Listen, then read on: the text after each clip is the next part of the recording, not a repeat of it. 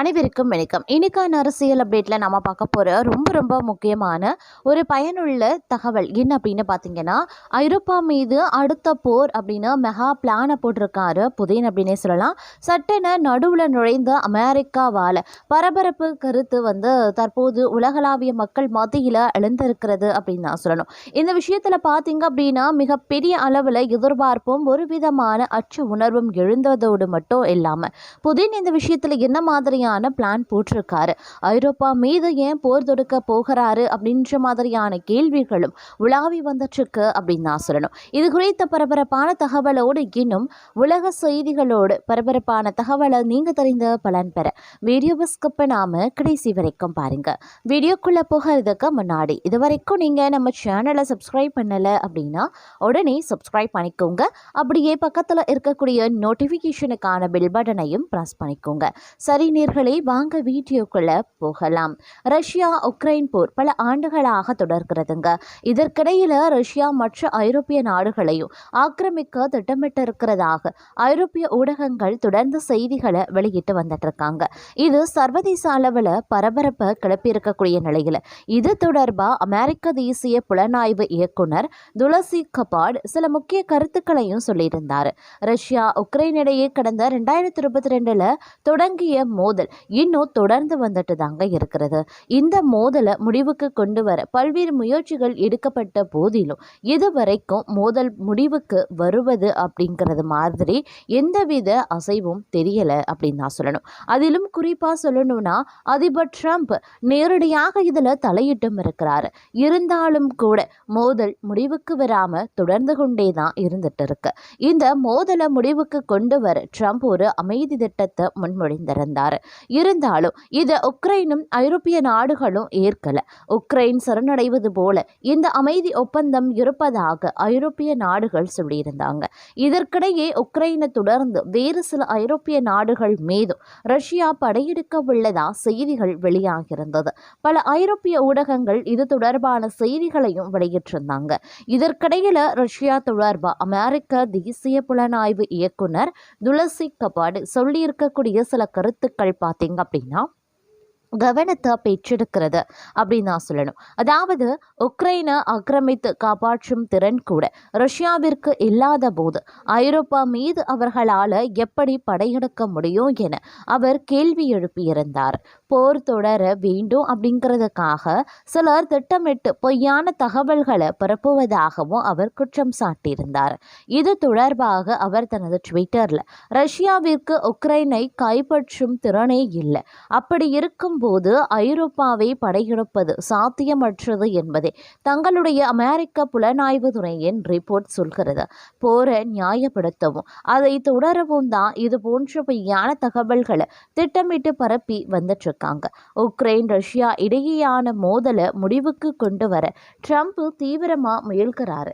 ஆனா அது நடந்துவிடக்கூடாது என்பதற்காக சில போர் வெறியர்கள் இது போன்ற பொய்யான தகவல்களை பரப்பவும் செய்யறாங்க. ஐரோப்பா மற்றும் நேட்டோ நாடுகளை ஆக்கிரமிக்க ரஷ்யா திட்டமிட்டுள்ளதாக வரும் தகவலை நாங்க ஏற்கல. ரஷ்யாவிற்கு அந்த திறன் இல்லை அப்படின்னே சொல்லப்படுது. உக்ரைனை போலவே ரஷ்யா வேறு சில ஐரோப்பிய பகுதிகளை ஆக்கிரமிக்குமா என்ற கேள்விக்கே துளசி இது போன்ற கருத்துக்களை கூறியிருந்தார். ரஷ்யாவும் கூட இந்த கருத்துக்களை நிராகரித்திருந்தாங்க. புதின் வேறு நாடுகள் மீது போர ஆரம்பிப்பார் என்பது பொய்யான தகவல் என்றும் அது முட்டாள்தனமானது என்றும் ரஷ்யா சொல்லி இருக்கிறது. மேலும் போரை தொடர விரும்பும் சிலர் இது போன்ற தவறான தகவல்களை பரப்புவதாகவும் தெரிவித்திருந்தாங்க. மறுபுறம் உக்ரைன் போரை முடிவுக்கு கொண்டு வரவும் பல முயற்சிகள் நடந்துதான் வந்துட்டுருக்கு. இதுவரை அமெரிக்கா தான் பேச்சுவார்த்தைகளை நடத்துறாங்க. உக்ரைன் மற்றும் ரஷ்யாவுடன் அமெரிக்கா தனித்தனியாக பேச்சுவார்த்தை நடத்தி வந்துட்டு இருக்கு. இதற்கிடையில உக்ரைன் மற்றும் ரஷ்யா பார்த்தீங்க அப்படின்னா பல்வேறு வியூகங்களை எடுத்து வருகிறது இந்த விஷயத்துல அப்படின்னே கூட சொல்லலாம். அது மட்டும் இல்லாம அடுத்தடுத்து பார்த்தோம் அப்படின்னா இந்த போர்க்கான விளைவுகளை பற்றி பார்க்கும் பொழுது பேசிக்கொண்டே இருக்காங்க அப்படின்னு சொல்லலாம். இந்த போர் எப்படியாவது நிறுத்தப்பட வேண்டும் அப்படின்னு பலரும் தங்களுடைய கருத்துக்களை பதிவிடுறதோடு அமெரிக்கா பார்த்திங்கன்னா மிகப்பெரிய அளவில் பேச்சுவார்த்தையும் நடத்தியும் அதற்கு எந்தவித பயனும் இல்லை அப்படின்னு நான் சொல்லணும். இதற்கிடையில் உக்ரைன் மற்றும் ரஷ்யா நேரடியாக பேச்சு நடத்த வேண்டும் அப்படின்ற குரல்களும் எழுந்திருந்தது. உக்ரைன், அமெரிக்கா, ரஷ்யா கொண்ட முத்தரப்பு பேச்சுவார்த்தையையும் ரஷ்ய அதிபர் ஜெலன்ஸ்கி முன்மொழிந்திருக்காரு அப்படின்னே கூட சொல்லலாங்க. அது மட்டும் இல்லாமல் தற்போது பார்த்தீங்க அப்படின்னா ரஷ்யா, அதாவது அமெரிக்கா மற்றும் ஐரோப்பிய நாடுகள் அடங்கிய உலகின் மிகப்பெரிய இராணுவ தளம் அப்படின்னு பார்க்கும் பொழுது தற்போது உருவாக்கி இருக்கிறது அப்படின்னே கூட சொல்லலாம். அதாவது இராணுவ கூட்டமைப்பான நேட்டோவில் இணைய பார்த்திங்கன்னா உக்ரைன் விரும்பியிருக்காங்க அப்படின்னே கூட சொல்லலாம். ஆனால் அமெரிக்காவே ஆகாது அப்படின்ற நிலையில் அந்த நாட்டினுடைய இராணுவத்துடன் சேரக்கூடிய உக்ரைனின் முடிவு ரஷ்யாவை கோபத்தில் ஆழ்த்தியிருக்கிறதா. இதனால் உக்ரைன் மீது ரஷ்யா போர் தொடுத்தாங்க. ஐரோப்பிய நாடுகளும் அமெரிக்காவும் இராணுவ உதவி செய்த தைரியத்தில் உக்ரைன் போரில் குதிச்சிருந்தது. ஆனால் இன்று அமெரிக்கா ரஷ்யா இடையே மாட்டிக்கொண்டு தவிக்கிறது. இந்த நிலையில் உக்ரைன் மீது ரஷ்யா மற்றொரு தாக்குதல் நடத்தாது என்று உறுதியளித்தார். நேட்டோ கூட்டமைப்பில் இணையும் முடிவு கைவிட தயாராக இருப்பதாக ஜெலன்ஸ்கி கூறியிருந்தார். அமெரிக்கா மற்றும் ஐரோப்பிய நாடுகள் அடங்கிய உலகின் மிகப்பெரிய இராணுவ கூட்டமைப்பான நேட்டோவில் இணைய உக்ரைன் முயற்சி செய்தாங்க. இது ரஷ்யா தனக்கு எதிரான அத்துமீறலுக்கு எதிரான மிகப்பெரிய பாதுகாப்பு நடவடிக்கையாக இருக்கும் என உக்ரைன் நினைத்திருந்தது. ஏன்னா ரஷ்யா உக்ரைன் இடையே மோதல்கள் இருந்து வந்திருக்கு. இதன் காரணமாக உக்ரைன் நேட்டோவில் இணைவதற்கு தொடக்கம் முதல் ரஷ்யா கடும் எதிர்ப்பு தெரிவித்து வந்திருந்தாங்க. ஆனால் இந்த முயற்சியை கைவிடாததால் கடந்த 2022 ஆண்டு உக்ரைன் மீது ரஷ்யா போர் தொடுத்தாங்க. 4 ஆண்டுகளை நெருங்கியும் இந்த போர் தொடர்ந்து நடைபெற்று வந்துட்டு இருக்கிறது. உக்ரைன் ஐரோப்பியா மற்றும் அமெரிக்கா ஆதரவுடன் ரஷ்யாவுடன் சண்டை செய்து வந்துட்டு இருக்கு அப்படின்னே சொல்லலாம். ரஷ்யா உக்ரைன் இடையே மோதல் இன்று வரை முடிவுக்கு வராத காரணத்தால கோபத்தில் இருக்காங்க அமெரிக்கா. ரஷ்யா இத்தனை வருடங்கள் கடந்து சண்டை செய்ய சீனா மற்றும் இந்தியா வாங்கும் கச்சா எண்ணெய் தான் காரணம் அப்படின்னு அமெரிக்கா நினைக்கிறாங்க. அதனால தான் இந்தியாவிற்கு 50% வரி விதித்திருந்தது. இது ஒரு புறம் இருந்தால் சண்டை போடும் போதும் பேசி தீர்த்துக்கலாம் அப்படின்னு அமெரிக்க அதிபர் ட்ரம்ப் 2 நாடுகளின் தலைவர்களையும் தனித்தனியே அழைத்து பேச்சுவார்த்தையும் நடத்தினார். அப்போது போரில் கைப்பற்றிய பகுதிகளை விட்டு கொடுப்பது உள்பட 28 நிபந்தனை அடங்கிய ஒப்பந்தத்தை ட்ரம்ப் முன்மொழிந்தார்.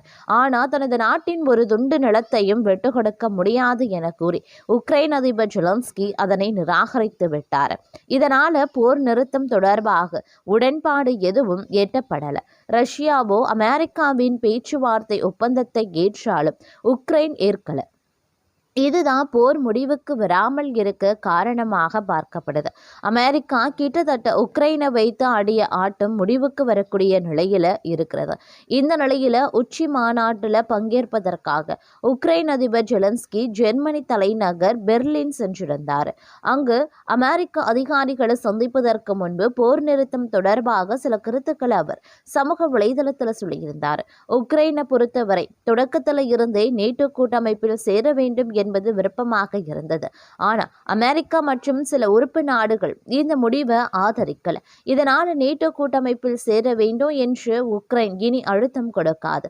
அதே சமயம் பிராந்திய அமைதி மற்றும் உக்ரைன் மீது ரஷ்யா மற்றொரு தாக்குதலை நடத்தாது என்ற உத்தரவாதத்தை உக்ரைன் விரும்புகிறது. அதே நேரம் ரஷ்யாவிற்கு எந்த ஒரு பகுதியையும் உக்ரைன் விட்டு கொடுக்காது. இந்த உத்தரவாதங்களை அளித்த நேட்டோ கூட்டமைப்பில் இணையும் முடிவை கைவிட தயாராக இருக்கேன் அப்படின்னு உக்ரைன் அதிபர் ஜெலன்ஸ்கி ஒரு பதிவை வெளியிட்டிருக்கிறதும் அப்படிங்கிறது குறிப்பிடத்தக்க ஒரு விஷயம் அப்படின்னே கூட சொல்லலாங்க.